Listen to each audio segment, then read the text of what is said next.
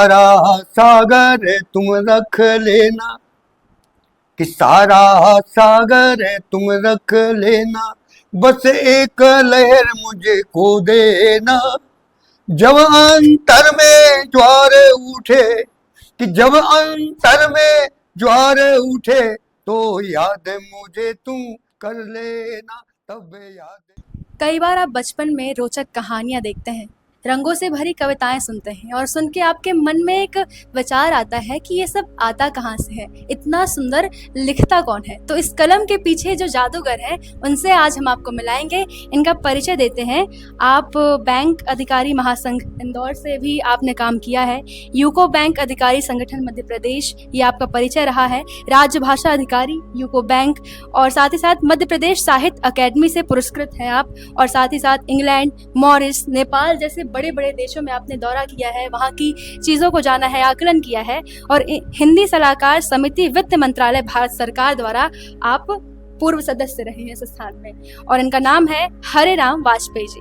अपने आप में बहुत महान व्यक्तित्व है, बहुत अनुभव रखते हैं, और आज इनकी जो बातचीत है वो सुन के आपके जीवन में भी क्या इंस्पिरेशन मिलती है ये जानने वाली बात होगी। सबसे पहले आप थोड़ा सा हमारे दर्शकों से क्या कहना चाहिए? आपकी जो शुरुआत हुई वो मुझे बहुत अच्छी लगी। ये प्रकृति, ये खिलते हुए फूल, ये आकाश, ये धरती, ये बहती हुई नदियाँ, ये कहाँ से आ जाती हैं? इन सारे प्रश्नों को उत्तर जब बच्चे छोटे हुआ करते थे तो ला के कभी पूछते थे और उसका जवाब देती थी माँ, या फिर गर्मी की छुट्टियों में जब बच्चे जाते थे अपनी नानी के यहाँ या दादी के पास, तब इनका सही जवाब मिलता था। आज ये सारी बातें दुर्भाग्य की बात कहें या समय का बदलता हुआ स्वरूप है, बच्चों से बहुत दूर चला गया है।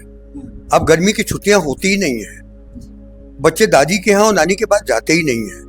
उन्हें इससे कोई लेना देना नहीं है कि नदी कैसे बह रही है, क्यों सूख गई है, ये फूल खिला हुआ है या मुरझा गया है, ये तितली क्यों नहीं उड़ रही है, ये पक्षी अगर भटक रहा है तो उसको पानी की जरूरत है क्या, एक व्यक्ति कार अगर पानी से धो रहा है तो ये पानी का दुरुपयोग है, या एक दूसरी तरफ एक एक गिलास पानी के लिए लोग अगर परेशान हो रहे हैं, ये सोचने का समय अब बच्चों के पास नहीं है, क्योंकि बच्चे अपनी दादी के पास नहीं बैठते हैं, अपनी नानी के पास नहीं बैठते हैं। क्यों नहीं बैठते हैं? अब हमारे घरों में दादी हैं कहाँ? दादी को तो छोड़िए, आज माँ का दिवस जिस दिन आप बात कर रही हैं, अंतरराष्ट्रीय मदर्स डे कहा जा रहा है। माँ का दिवस नहीं है, मदर्स डे है। घर में माँ नहीं है, मम्मी भी आई थी चली गई, अब माँ हो गई है। पिताजी आए थे वो भी चले गए, हमने उनको पढ़ लिख करके बड़े हुए बच्चे डेट कहना शुरू कर दिया, पापा भी नहीं है। तो जब हम अपनी घर की संस्कृति में माता पिता अगर नहीं बोल सकते हैं, तो बहती हुई नदियां और ये हवा और ये बढ़ती हुई गर्मी या शीतलता से कौन हमारा परिचय कराएगा? ये परिचय कराने वाले हमारे दूर हो गए हैं। इसी से संबंधित एक और अगर आप पूछे तो मैं बता दूं क्यों ऐसा है। क्योंकि हमने बड़ों के साथ बैठना बंद कर दिया है। अब हमारे साथी कौन हो गए? एक छोटा सा बच्चा अगर 2 साल का है, वो भी किस लिए मचलता है? बाहर ले जाओ घूमने के लिए नहीं मचलता है। अब मचलता है कि उसके हाथ में एक मोबाइल होना चाहिए जिसके अंदर वो उंगलियां घुमाता जाए और उसके मनमाफिक कार्टून और बहुत सारी चीजें देखे। हम भूल जाते हैं कि मोबाइल ज्ञान की बात कर सकता है, लेकिन अज्ञानता की आग भी उसके अंदर है। अगर छोटे बच्चों को हम मोबाइल से परिचित करा देंगे तो उसको ना माँ की जरूरत पड़ेगी, ना पिता की, ना दादी की, ना नानी की, और अगर इनसे परिचित नहीं होगा तो प्रकृति से कैसे परिचय हो पाएगा? जब आप चार दीवारी में बैठकर कमरों में अपना फ़ोन चलाते हैं, फ़ोन देखते हुए आजकल भोजन भी बच्चे करते हैं, लेकिन उन बच्चों को क्या पता कि गांव की सुबह क्या होती है। घंटी की जब वो गूंज सुनाई देती है और एक भोर जो है दिखता है, पूरे क्षितिज में दिखता है, और किस प्रकार से खूबसूरती होती है गांव की, और लहलहाते खेत होते हैं, दादी नानी होती हैं, सब आपने कविताएं हमें बताई। तो चीज़ें ये कैसे गढ़ती है मन में, क्या कल्पना बनती है कि आपकी लेखनी जो अपने आप चलने लगती है? मैं अभी मेरे पास एक किताब आई है भूमिका लिखने के लिए, जिसमें करीब 25 नाटक हैं, जिसमें बहुत से हमारे पौराणिक कथाएं बताई हैं नाटककार ने। उसमें गोवर्धन पर्वत भी है, कालिया वध भी है, यमुना के बारे में है, और भी कुछ चीजें बताई गई हैं। आज के बच्चे जानते नहीं कि कालिया नाग क्या होता है, ये गोवर्धन ये है क्या, गाय क्या चीज होती है, हमें उसका नहीं मालूम आता है। अब प्रश्न उठता है कि जब मैंने पहले शुरू में कहा कि यदि बच्चों को हम प्रकृति से अलग कर देंगे, ठुमकी चलत रामचंद्र बाजत पैजनिया, जब वो राम जो ईश्वर धरा पर जन्म लेता है और वो उसके पैर में पैजनिया बंधी हुई है और वो मटकते हुए चलता है, तब कौशल्या उसके पीछे भागती है। जब कान्हा मटकते हुए मिट्टी में जाकर के मिट्टी उठाता है और मक्खन की मांग करता है, तब यशोदा पागल होती है उसके पीछे। वो कृष्ण और वो राम अब हमारे बीच में नहीं है।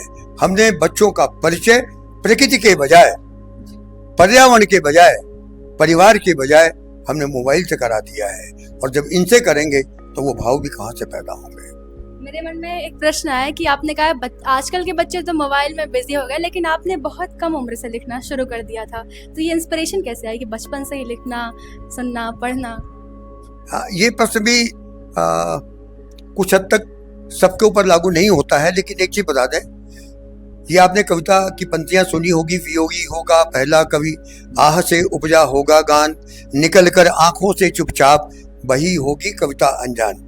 ये तो प्राय हम जब साहित्य की बात करते हैं, कविता की बात करते हैं तो, लेकिन 100% ये बात सबके ऊपर लागू जरूरी नहीं है। हाँ, मेरे ऊपर जरूर लागू है, क्योंकि जब कोई भी हृदय अपने चाहे हुए स्थान से, व्यक्ति से, वातावरण से, इनसे अलग हो जाता है तो मन में दुख होता है, पीड़ा होती है, और वो पीड़ा हृदय से बाहर निकलने के लिए अकुलाती है, और उस अकुलाहट को दूर करने के लिए फिर एक कलम हाथ में आ जाती है, और वो कलम भी शब्द गढ़ने लगते हैं, और वो शब्द भी कविता हो सकती है, कहानी हो सकती है, उपन्यास हो सकता है, साहित्य की कोई भी विधा हो सकती है, मगर इतना जरूर है कि उसके मन में उपजे हुए अवसाद और पीड़ा बाहर निकल के आती है तो उसे थोड़ा सा आराम जरूर मिलता है, सुकून जरूर मिलता है। वही बात मेरे लिए कि मैं बहुत छोटी उम्र में कक्षा 8वीं पास करके कानपुर जिला का, जहाँ का मैं रहने वाला हूँ, अपना गांव छोड़ दिया, माता पिता को छोड़ करके आया, भाई बहनों को छोड़ करके आया और इंदौर आ गया। यहाँ मेरी पढ़ाई लिखाई शुरू हुई, तो यहाँ के बने, अब तो इंदौर बहुत बड़ा हो गया, उस समय इतना नहीं था, लेकिन उस समय भी मुझे अपना गाँव याद आता था, गांव की बहती हुई नदी याद आती थी, बगीचा याद आता था, तितलियों के पीछे भागना याद आता था, गाय चराने का मेरा खुद का दृश्य याद आता था। ये सब कुछ जब छूट गया और यहाँ पर सड़क पर संभल के चलना सीखना शुरू किया, तो ऐसा लगा कि हम किसी बड़े शहर में नहीं आए, बल्कि किसी जेल में आ गए हैं, और जो पीड़ा हुई उससे हमने लिखना शुरू कर दिया।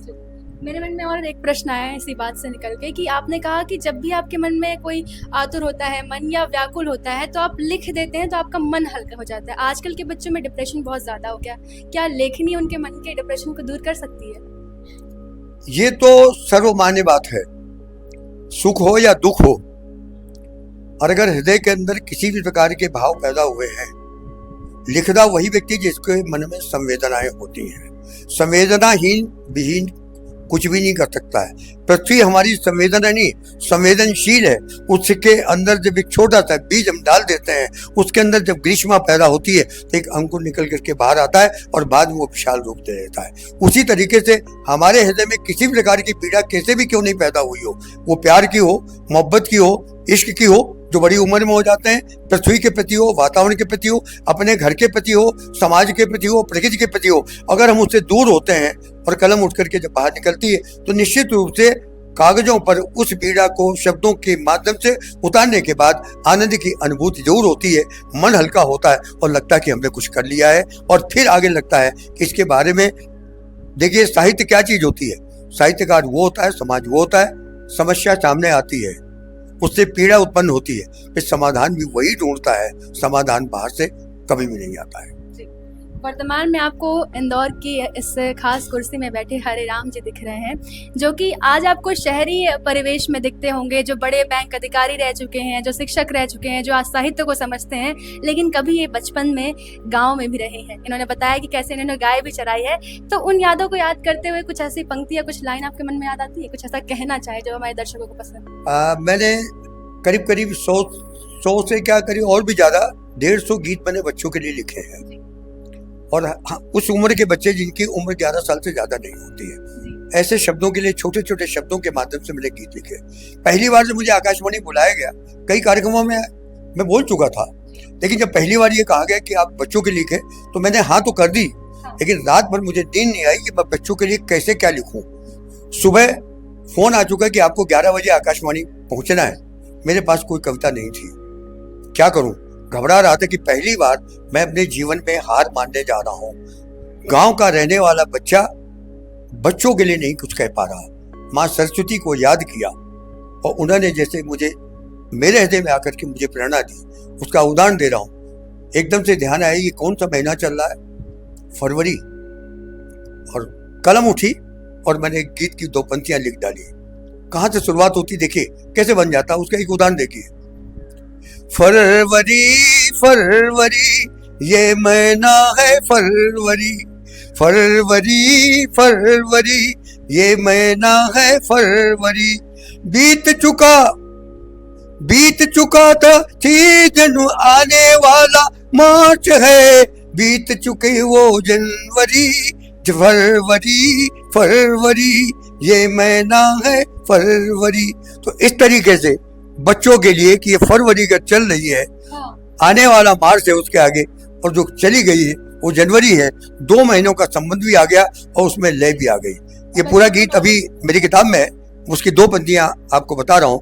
और ये जब गीत आकाशवाणी से प्रसारित हुआ और फरवरी में कौन कौन से तीज और त्योहार आते हैं वो सारी चीज बताई, तो आकाशवाणी के पास इतने पत्र आए कि ईश्वर की दया थी, हर 3 महीने में मेरा बुलावा आने लगा। तो उसमें जुलाई के माह में है गर्मी कैसे दूर बताएं, कुछ बच्चों के लिए एकता का जे एक एक मिल 11 होते ये सबको बतलाना है, एक एक मिल 11 हो ये सबको बतलाना है। हम भी कम है नहीं किसी से दुनिया को दिखलाना है, कि हम भी कम है नहीं किसी से दुनिया को दिखलाना है। ये गांधी का देश यहाँ पर, ये गांधी का देश यहाँ पर, शब्द शब्द में भक्ति है। ये नानक का देश यहाँ पर, शब्द शब्द में शक्ति है। तो इस प्रकार से नानक का परिचय, गांधी का परिचय, शक्ति का परिचय, शांति का परिचय किस तरीके से बच्चों को बताना है। और ये बताना है कि तुम गांव में रह रहे हो या कहीं भी रह रहे हो, ये अलग अलग रहोगे तो कुछ नहीं, जब पास में आ जाओगे तो ये एक एक मिलकर के 11 हो जाते हैं और दुनिया को बताना कि हम किसी से कम नहीं है। तो इस प्रकार के कुछ गीत आते हैं। लेकिन एक चीज और बता दें, जब कभी कभी जोरी नहीं कि आदमी लिखता ही रहे। मुझे जब पहली बार ये पुरस्कार मध्य साहित्य अकादमी का घोषित हुआ और फिर आकाशवाणी वालों ने मुझे बुला करके सम्मानित किया मेरी किताब पर, और भोपाल में हुआ, तो मैंने तो कभी सोच के चला ही नहीं था कि मैं जो गीत लिख रहा हूँ बच्चों के लिए लिख रहा हूँ, अपने लिए लिख रहा हूँ। उससे बच्चे ही खुश नहीं हो रहे थे, मुझे खुद को खुशी होती थी कि मैं कुछ लिख रहा हूँ, आनंद की अनुभूति होती। पुरस्कार तो मिलना किसी व्यक्ति के लिए प्रोत्साहन होता है, मुझे भी खुशी हुई। पुरस्कार मिलना, सम्मान होना किसको अच्छा नहीं लगता है, लेकिन उससे एक जवाबदारियां भी बढ़ जाती है। जवाबदारियां ये बढ़ जाती है कि फिर हम पुरस्कार लेकर के चुप ना बैठ जाएं। इस पथ का उद्देश्य नहीं हो शांत भवन में टिक रहना, किंतु पहुंचना उस सीमा तक जिसके आगे राह ना हो। बच्चों के लिए लगातार लिखते रहना, उनके कार्यक्रमों में भाग लेना। और एक चीज बता दूं महोदय जी, कोई भी आप काम करिए उसमें पूरी तरह से आप सफल कब होंगे, जब आप अपने आप को उसमें समा डालेंगे, समाहित कर देंगे। एक कुम्हार, मिट्टी का कलाकार किसी चीज को जब बनाना शुरू करता है, मिट्टी को लांघता है, रोनता है, मसलता है, पानी डालता है, क्षिति, जल, पावक, गगन, समीरा, ये 5 तत्व मिला करके करता है। और जब सोच लेता है कि अब मुझे इस मिट्टी से गणेश बनाना है, इस मिट्टी से मुझे हाथी बनाना है, इस मिट्टी से मुझे घोड़ा बनाना है, इस मिट्टी की तितली बनाना है, इस मिट्टी का मुझे पेड़ बनाना है, इस मिट्टी से मुझे मकान बनाना है, ये सारी चीजें तय करता है और आगे चलता चला जाता है। जब बना के रख देता है, थोड़ी सी हवा लगती है, सूखने लगता है, फिर वो पका देता है, फिर अगर इसके बाद छेड़खानी करोगे वो टूट जाएगा। तो बच्चों की उम्र उसी कच्ची मिट्टी की तरह है। आप उनको गणेश बना लीजिए, उन्हें तितली बना दीजिए, मकान बना लीजिए, जैसा बनाना चाहोगे उस समय बना दीजिए। कहने का मतलब है कि उस उम्र में बच्चों को जो भाषा, जो संस्कृति, जो संस्कार आप दे दोगे वो उसमें समा जाएंगे। बड़े होने के बाद अगर आप उनसे छेड़खानी करोगे वो टूट जाएंगे, फिर बड़ी मुश्किल हो जाएगी। एक लाइन के साथ मैं आपसे सवाल पूछूंगी कि धीरे धीरे रे मना धीरे सब कुछ होए, माली सींचे 100 घड़ा ऋतु आए फल होए। तो आपने पहले शुरुआत की गांव से, आप इंदौर आए, फिर आपने विश्व को देखा और क्या देखा कि कैसे नेपाल हो चाहे अलग अलग देश हो, वहाँ पे भाषा, उनकी खुद की भाषा का क्या महत्व है और भारत में ये चीज़ कहाँ से कम हो रही है, खो रहा है। ये आपका प्रश्न तो बहुत छोटा है, मगर इसका जवाब बहुत बड़ा है। जी। जवाब इसलिए बड़ा है कि जीवन का अनुभव जो मैंने देखा, जो मैंने शुरू में कहा कि आज हमारे घर में माँ नहीं है, अम्मा नहीं है, मराठी में आई नहीं है। कृष्ण जो ब्रज में कहते हैं मैया मोरी मैं नहीं माखन खायो, कितनी मिठास है उसमें। ऐसा लगता है कि मैया मोरी में मक्खन घुला हुआ है, तभी तो गाना बोल रहा है ना। आज हम अपने घरों में जिनको इन बच्चों को 2.5 साल की उम्र में ABCD सिखाना शुरू कर दी जाती है, उनको हिंदी बोलने से मना किया जाता है, अपनी मातृभाषा में नहीं उनसे बोलने दिया जाता है, सब कुछ अंग्रेजी विदेशी भाषा में, वो बच्चे कहाँ से सम्मान देंगे? मिठास किस में होती है, संस्कार किस में होते हैं, संस्कृति किस में होती है? वो अपनी भाषा में होती है। आज हम मालवा में बैठे हैं, मालवी भाषा बड़ी मीठी होती है, लेकिन अगर मालवी बोलना ही बंद कर देंगे तो कैसे बोलेंगे? कहीं माँ साहब जाई रिया कहीं, खाई रिया कहीं, सोई रिया कहीं, हमने अपनी व्याकरणी बोल दी। क्यों जा रहे हो? क्या क्यों जा रहे में वो मिठास नहीं है जो जाई रिया में है। जो माँ, जो कहा ना मैंने शुरू में, मैया मोरी मैं नहीं माखन खायो, कहा ना मक्खन खा करके भी यशोदा से कहता है कि मैंने नहीं खाया। एक शब्द का प्रयोग देखिए सूरदास ने कैसे किया, मोरी। मोरी मीन्स माई, मेरी। यहाँ है अपनत्व की भावना। जब हम किसी को अपना समझ लेते हैं वो अपना हो जाता है। यशोदा उनकी माँ नहीं थी, लेकिन कृष्ण ने जो प्यार दिया था और यशोदा ने जो कृष्ण को प्यार दिया था, उन दोनों के बीच में कोई भी बाधा नहीं बन सकती थी। कोई नहीं कह सकता कि कहीं दोनों अलग अलग है। तो सबसे बड़ी चीज जो मैंने अनुभव किया, जो विदेशों में जाकर के, कोई भी देश विदेशी भाषा में अपनी बात नहीं करता है। जापान, इटली, जर्मनी, रूस, यूए के देश, अमेरिका, ये वो देश हैं जो अपनी देश की भाषा में बात करते हैं। ये हमारा दुर्भाग्य है कि 200 साल तक अंग्रेजों ने हमारे यहाँ शासन क्या किया। वो चले तो गए, लेकिन मैकाले ने कहा था हम जा रहे हैं, लेकिन इस देश को भाषाई गुलामी देके जा रहे हैं। और उसी के डाले हुए अंग्रेजी माध्यम के स्कूल, वो तो चला गया, लेकिन उसके जमाने में जितने नहीं थे उससे 1000 गुना अंग्रेजी माध्यम के स्कूल सेंट के नाम से गली गली में हैं। अंग्रेजी पढ़ाने वाली वहाँ की अध्यापिकाएं, अध्यापक शुद्ध एक वाक अंग्रेजी का नहीं बोल पाते हैं, सिवाय इसके अलावा कि बच्चों को उनकी संस्कृति से दूर कर दें और समझते हैं कि मैं अंग्रेजी पढ़ा रहा हूँ। तो जब ये देश हमसे क्यों आगे? मैं आपको एक छोटा सा उदाहरण दे रहा हूँ। जापान तरीके देश पर अमेरिका ने 2 बार बमबार्डिंग की, परमाणु बम डाले, पूरा देश नष्ट हो गया, लेकिन देश नष्ट नहीं हुआ, वो टूटा नहीं। आज अगर जापान की शक्ति से अमेरिका भी अगर घबराता है छोटे से, तो जानते हो क्यों? जापान में सारी शिक्षा जापानी भाषा में दी जाती है। वो लिखते भी जापानी में है, पढ़ते भी जापानी में, बोलते भी जापानी में। यानी उनकी सारे, चाहे तकनीक की शिक्षा हो, चाहे विज्ञान की शिक्षा हो, चाहे ज्ञान की शिक्षा हो, और चाहे आयुर्विज्ञान की शिक्षा हो या चिकित्सा की, कोई भी चीज जिनके लिए भारत में ये कहा जाता है कि ये भाषाएं, ये चीजें हम अंग्रेजी के अलावा पढ़ ही नहीं सकते, वो वहां जापान में दी जाती है। इटली में इटली भाषा दी है, जर्मनी की जर्मनी भाषा में दी जाती है। नेपाल एक छोटा सा देश है, लेकिन वहां हिंदी बोली जाती है, नेपाली बोली जाती है। अंग्रेजों ने वहां पर शासन नहीं कर पाए। भूटान एक छोटा सा देश है, जहां का राष्ट्रीय देखिए सूर्यवत, वहां पर दूसरी भाषा नहीं है, लेकिन हम क्यों गुलाम हुए? इसलिए हुए कि हम अपनी एक भाषा को नहीं पकड़ पाए। इस भाषा की बात पर एक छोटा सा उदाहरण दे दें आपको। जिस जगह आप बैठी हुई हैं, जिस संस्था में, इसका नाम है श्री मध्य भारत हिंदी साहित्य समिति। इसकी स्थापना 1910 में हुई। छोटा सा इतिहास 2 मिनट का सुनेंगे तो आपके सारे प्रश्नों का जवाब मिल जाएगा। जिस समय इस देश में अंग्रेजों का शासन चल रहा है और इंदौर में, मालवा में होलकर राज्य का शासन है, उस समय 1910 में कुछ प्रबुद्ध लोग इंदौर में पैदा होते हैं। हमारे तिवारी जी, सरजू प्रसाद तिवारी जी, करजी जी हैं, और भी कुछ लोग हैं। वो कहते हैं कि इस शहर के अंदर लोगों को जोड़ने का एक तरीका सीखा जाए, तो उन्होंने एक पुस्तकालय खोला।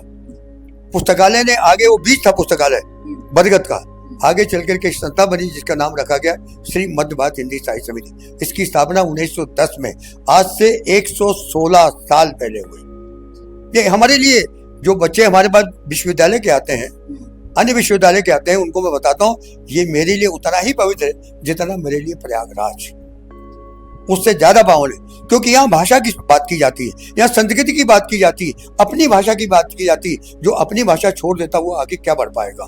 फिर इसके बाद ये वो जगह जहां पर मोहनदास करमचंद गांधी 1918 में आते हैं। महात्मा गांधी तब नहीं है। तब वो कहते हैं इस देश को अगर आगे बढ़ाना है तो प्राथमिक शिक्षा अपनी भाषा में, मातृभाषा में दी जानी चाहिए। ये यहीं पर इंदौर में प्रस्ताव पास हो रहा है। महात्मा गांधी और प्रस्ताव पास करते हैं कि हमको अपनी बातचीत में, अपने लेखन में अपनी मातृभाषा हिंदी के माध्यम से जुड़नी चाहिए।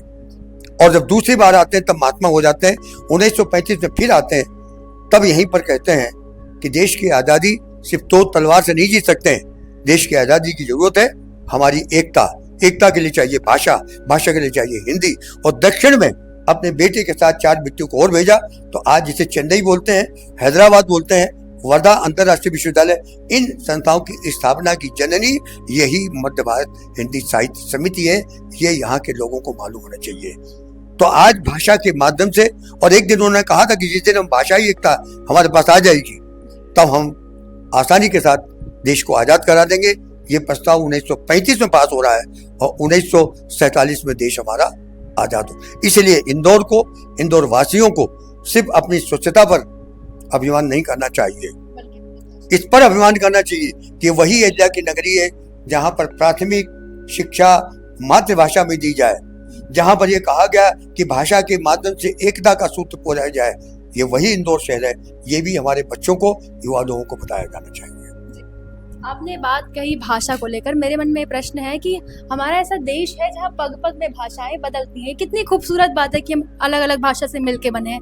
लेकिन अगर एक लेखक होने के नाते एक राष्ट्र के हित की बात करें तो आज यही सबसे बड़ा विवाद का कारण बन चुकी है। अगर कोई महाराष्ट्र से है तो बोलता है हमारी भाषा बोलो, बाहरी लोग आएंगे तो आपकी कोई एंट्री नहीं है। बस मध्य प्रदेश एक ऐसा है कि यहाँ मल्टी लैंग्वेज बोली जाती है, लेकिन बाहर ऐसा थोड़ा सा वर्चस्व है अपनी अपनी भाषा को लेकर के। हिंदी तो छोड़िए, कोई और भाषा आप बोल देते हैं उनके राज्य में जाके तो लोग नाराज हो जाते हैं। इस पर क्या कहेंगे आप? आपका प्रश्न बहुत अच्छा है और जो वर्तमान में आप देख रही है उसके आधार पर मैंने अभी शुरू में कहा जब देश आजाद नहीं हुआ था तभी इसी इंदौर में भाषाई एकता का नारा महात्मा गांधी ने दिया। उस समय भी यहाँ पर हमारी भाषाएं थी, गुजराती है, मराठी है, कन्नड़ है, मलयालम है, बंगला है, सिंधी है, हिंदी है। और ये तो भाषाएं हैं। बोलियां उनको बोलते हैं जिनके साथ में क्षेत्र में बोली जाती है, उनके साथ में कोई व्याकरण इतनी नहीं होती है जिसके माध्यम से उसे भाषा का दर्जा दिया जा सके। जब देश आजाद हो गया हमारा और 26 जनवरी 1950 को हमारा संविधान लागू हो गया, तब भाषा के क्षेत्र में 8वीं अनुसूची में 14 भाषाओं का नाम लिखा गया। और उस समय जो कहा गया था कि हिंदी को राष्ट्रभाषा भारत की घोषित की जाए, लेकिन हम नहीं कर पाए। पूरे देश में थी। इसके बाद भी हिंदी को क्या कहा गया? उन 14 भाषाओं को कहा गया the national languages of India, Bharat की राष्ट्रीय भाषाएं।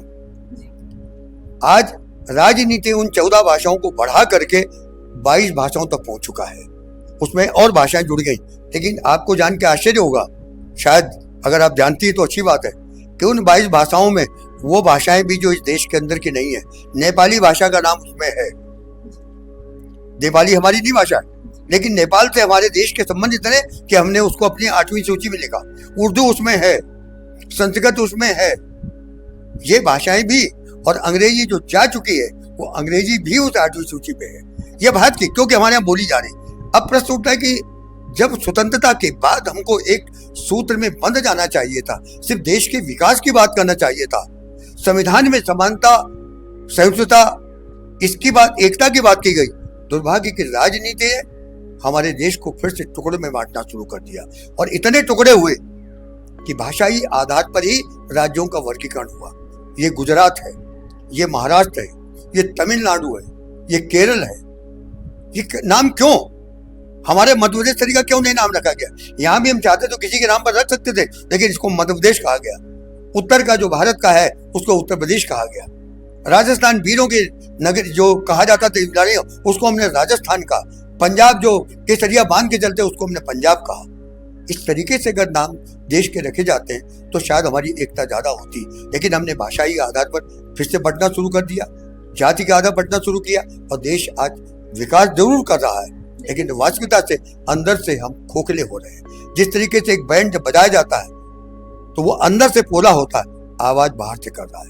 जरूरत है हम अपने इन विद्वताओं को, जो अनेकताएं हैं, दुनिया का भारत पहला देश है जहाँ सबसे अधिक भाषाएं बोली जाती हैं, सबसे ज्यादा संस्कृतियां हैं, सबसे ज्यादा विविधता है, इसके बाद भी देश एक है। इसीलिए इसको भारत को भारतवर्ष कहते हैं। ये उस दिन पूरा हो जाएगा जिस दिन हम इसको इंडिया कहना बंद कर देंगे। इंडिया का अर्थ मालूम है क्या है? शब्दकोश उठा करके देखिए, इंडिया नाम इसलिए दिया गया था, अंग्रेजी में शब्दकोश तो मिल जाएगा, आप गूगल से पूछ लेना। इंडिया का मतलब होता है अनाथालय, जहां पर उन बच्चों को रखा जाता है जिनके माता पिता नहीं होते, जिनकी देख रेख करने वाला कोई नहीं होता है, जिसको संभालने वाला कोई नहीं होता है, वो इंडिया कहलाता है। अंग्रेजों ने इसका नाम इंडिया इसलिए रखा था तो उन्होंने कहा था कि यहाँ पर लोग हिंदू मुस्लिम सब लड़ रहे हैं, इसका कोई मालिक नहीं है, और जहाँ पर लोग लड़ रहे हैं वो आसानी के साथ अपनी सत्ता फैलाई जा सकती है। उन्होंने किया वही काम, लेकिन जब हम सब फिर से एक हो गए तो उन्हीं अंग्रेजों को दुम दगा करके भागना पड़ा।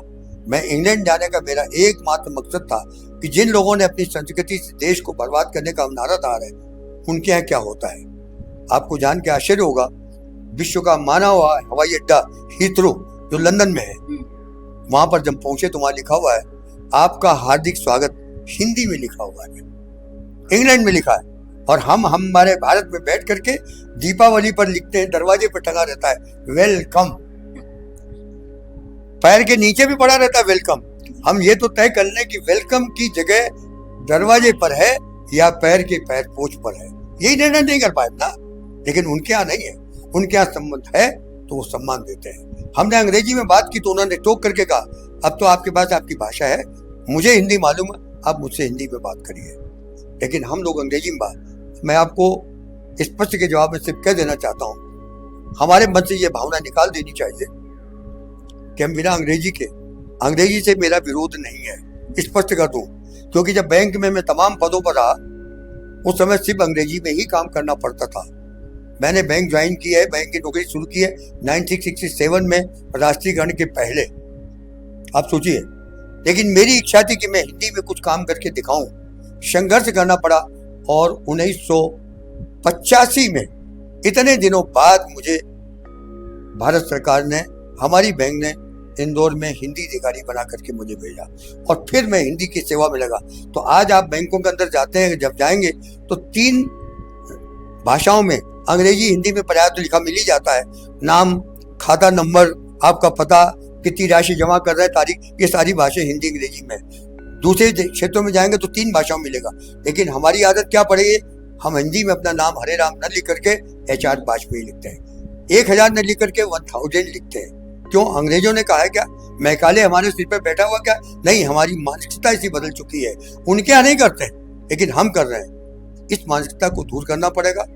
भारत सरकार की राजभाषा नीति, जिसका कि मैं अधिकारी रहा हूँ, हमने सेवा की है, ये कहा गया कि देश आजाद हो चुका है, हमको सतर्क कर रहना है, अपने देश की भाषा में अपने देशवासियों की सेवा करना पड़ेगी। तो इस देश की भाषा कौन सी है? राजभाषा, सरकारी काम करने की भाषा है, वो है हिंदी। हिंदी राष्ट्रभाषा भी है क्योंकि भारत की है, और हिंदी राजभाषा भी है।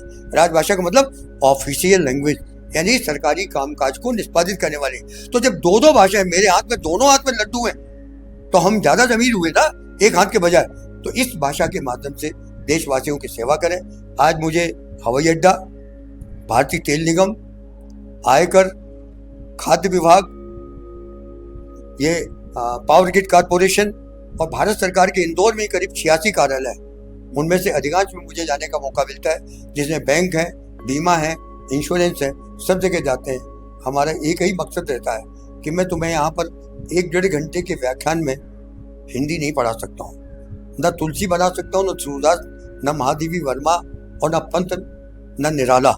मैं सिर्फ इतना कहने के लिए आया हूँ कि इस देश को अगर आगे ले जाना है तो इसकी जवाबदारी युवाओं पर है, आप जैसे युवा लोगों पर है। क्योंकि वर्तमान में भारत एक ऐसा देश है जहाँ प्रतिशत के हिसाब से सबसे ज्यादा युवा है। हम युवा के नाम पर सिर्फ एक ही चीज जानते हैं, जब भी कोई बात होती है, निबंध लिखना हो, भाषण देना हो 12 अगस्त रट लीजिए और विवेकानंद को याद कर लीजिए। उतनी देर तक विवेकानंद हमारे सामने रहते हैं और विवेकानंद के बाद हमारे कहाँ चले जाते हैं हमें मालूम नहीं पड़ता। फिर वही हमारी अंग्रेजी आ जाती है, फिर हम अपनी संस्कृति भूल जाते हैं, हम अपने संस्कार भूल जाते हैं। भूले नहीं, इनको अपने जीवन में अपनाएं। बातचीत करें अपने बच्चों के बीच में, अपने दोस्तों के बीच में, अपनी भाषा में करें।